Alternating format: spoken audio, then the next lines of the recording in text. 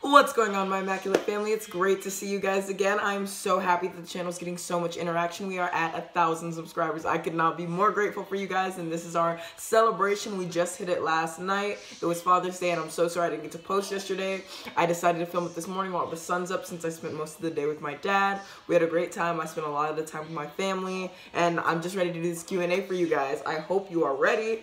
We got a lot of questions. There were some on TikTok, Instagram, and YouTube.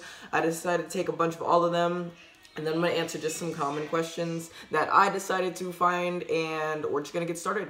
I hope you guys are excited because I've been excited to film. I've just been so busy dealing with thing after thing. So, with that being said, I have them right here to the left of me, your right, and we're going to get started, okay? So, first question from Leah Spam. It is, when you date females, are you going more for femmes or studs? So, for me, yes. If you're female and you're feeling my vibe, I'm feeling yours, I'm coming your way. Most likely, if you're a stud, I'm the one being forward. You know what I'm saying?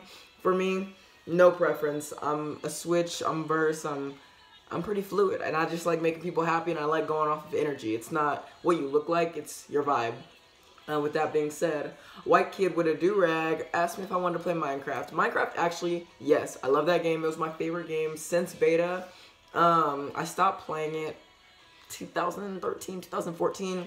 Life just got complicated. I had it on Xbox 360. After I got it off Xbox 360, transferred to PlayStation when PlayStation 4 came out. I actually started using it on the PlayStation 4.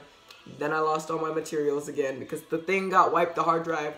So unfortunately, I stopped playing Minecraft due to frustrativity. We're making up words today, guys. Due to frustrativity, I stopped playing Minecraft, and I started playing Fortnite after that, and then switching back from Fortnite and Minecraft, and then I just got too busy and moved out away from my convenient PS4. But when my brother moved in with me, I got a new PS4 to use. So, with that being said, yes, I will play Minecraft with you if you have a PS4, and if you $75, because I'm a busy person. Somebody said, how are you feeling? Childish Nasia or Nasha? Nasia, I don't know. Childish. I'm feeling great yesterday. This is when that question came. I was feeling good yesterday too. I was whooping my family in all types of games. We were playing pool where you shoot billiards. We played ping pong. I won that against my dad. He and I are ping pong champions in our house. We played Halo 3, Halo 2. We played Call of Duty. I mean, I walked in when they were playing Call of Duty and I was like, later, but I never played. And then we actually got to play Apples to Apples. So it was all pretty lit. Yesterday was lit. Today I woke up. Had to go do some stuff for my car, but I woke up and started watching a movie with my brother. So, with that being said, today's been fire. Every day is fire. As long as you have a positive outlook on the day, things look great. Positive outlook while being a realist, I might add. I don't want y'all to get a little confused. You gotta be reality-wise. I was just talking to my brother about this.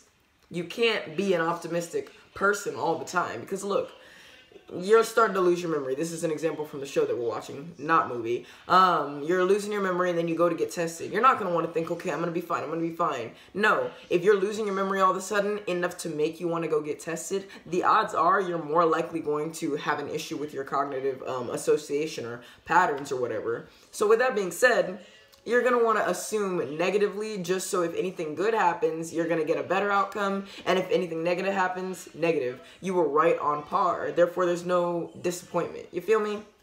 It's just an easier way to handle things. My brother called it pessimism, but I like to think of it as full-on realism. Realism isn't just dealing with reality. It's appealing to optimism and pessimism at the right time according to the situation, if that makes sense.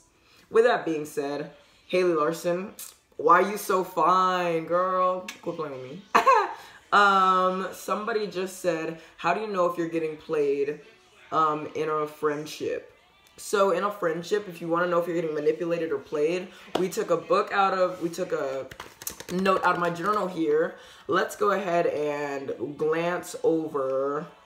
And excuse this awkward period of me flipping through this because I told y'all I'm not going to be doing no editing or nothing like that. So, basically, I don't know. You want to know if this person is manipulating you? So I guess we can go to Manipulation 101. Is this person using certain words in their speech to kind of make you feel inferior or make them feel superior to you? Are they putting them on a pedestal while making you feel belittled or dumb about your common decisions? Are they getting defensive, not addressing the points when you approach them or try to start a compromise, you know, if you're open to confrontation and you start that dialogue and they immediately get defensive and don't help state any more points that add to their argument, that just means they don't have any solid ground to stand on. That's what most Republicans like to do, but I'm not trying to point any fingers. I don't really judge people based off political affiliation unless it directly affects human life or human rights. So, guilt trip. If they're guilt tripping you for asking questions, they're guilt tripping you for hanging out with other people, if they're making you feel bad about doing what's best for you, that's a toxic friend, that's manipulation.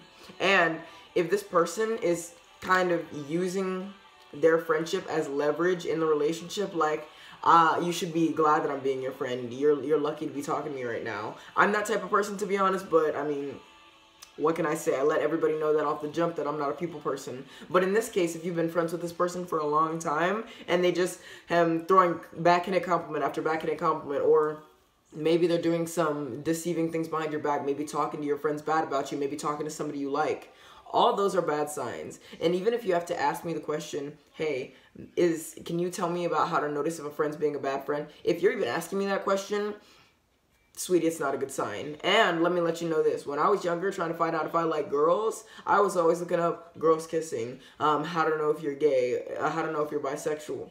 Sweetie, if you're typing those in the search bar, let's put 2 and 2 together and do 4. You feel me? With that being said, let's move on. Knucklehead Cow. Excuse my pronunciation. Again, how are you so gorgeous? Stop. I chew up, seriously. My husband gonna be bitter. Anyway, Nolani Betters, she said, what stopped you from caring about others' opinions? And shout out to Nolani, she sent me the most questions. She was killing it with it, so that makes this Q&A extra long for you guys. When did you stop caring about other people's opinions? So for me, realistically, it was about a year ago. I completely let everything go. I have always been an independent-minded person. I've never really let society brainwash me. I'm not really a conformity type of person. I've always been the leader. I've never been the follower. With that being said, when I grew up, when I was 7, I joined theater, and I did that until I was about 15, 16. I was in many sports, basketball, soccer, tennis, track. Doing those made me interact with lots of people on a daily basis, so I've always interacted with a lot of people in a way of my confidence had to be shining the most. I was on a pedestal. I was doing a sport. I was acting in a play. People were looking up to me. And I've always seen people looking up to me because I'm just a loud-voiced person. So, with that being said, being well-spoken, being confident, being charming, all of this stuff just came with my personality and my life choices. But every day, I make the cognitive decision out loud to be better. I make the decision to inspire, and I make the decision to not let what people say affects me, because the only voice that's playing around in your head is yours. And so if you're thinking about, oh, well, Billy called me ugly yesterday, it's because you're putting Billy's words in your mind. You can completely block Billy out of your cognitive association. That's totally fine. He doesn't need to be in your brain at all, but you're putting him there in order to downplay your own greatness. But Billy only said that because Billy's unhappy with himself. Nobody talks badly on other people if they're completely content or happy with their lives. That's just not a thing. I've experienced it firsthand. I've been a negative entity to other people. I've been a negative entity in the past. And I've tried my best to change and be a positive person. So with that being said, other people's opinions don't affect me because other people's opinions are often negative and they do not determine who I am as a person. They do not validate me. My opinion on me validates me because nobody's going to say I'm bisexual and that confirms it. I'm bisexual and I confirm that. Nobody's going to say you're a female, that confirms it. I know I'm a female because I know what's in these pants. I know how I grew up. You don't know me. I know me. And with that realization, I realized that nobody's going to know you better than yourself. So just own yourself. Be confident in the skin you walk in. With that being said, Nolani once again asks, what is the most difficult time period in your life? Oh, so I guess the hardest point in my life, about 3 years ago, my freshman year of high school, I was going into summer, about to be a sophomore, and I had thrown my entire life and soul into basketball. I completely dropped soccer, and I decided to join club, completely, pull all my other sports off of my schedule. I mean, still participate in them to keep up my activity, but not really. I went outside to practice basketball every day. I joined my club team. I was doing tournaments every weekend. I really dedicated myself to that. But lo and behold, After months of training to become one of the starters for the next year, I tore my ACL on my right knee, and that completely shattered my career. It shattered my knee. In the middle of the tournament, I had gotten a rebound, and I was taking the ball up the court because I was a high five. I was a post. Big player, biggest girl on the court, right? 2 white girls, and I'm not saying they're racist because I'm racist or anything. I'm just letting you know the details. They were bum rushing me from the back, and then they tackled me trying to get the ball from me, and we all fell, but they fell on top of me. And they got up, and it was a turnover because I had lost the ball. But I tried to stand up, and my leg quivered from under me. And in that moment, I knew that it was over for me. And that's one of the most traumatic moments in my life. I had a lot of stuff growing up, and I have a lot of issues with my sister. But that moment, I no longer had anywhere to hide. Like, if I wanted to hide from home, I had nowhere to go. I did all these extracurriculars to get out of the house to stay away from my chaotic family life. But with that being said, I lost that opportunity with the loss of movement in my leg. And although I was able to walk again around 3 months, I lost all that confidence I had behind the sport. I lost all that practice and all that dedication into the one thing. And I lost my friends because nobody wants to be friends with a kid who can't play because all my friends are my teammates.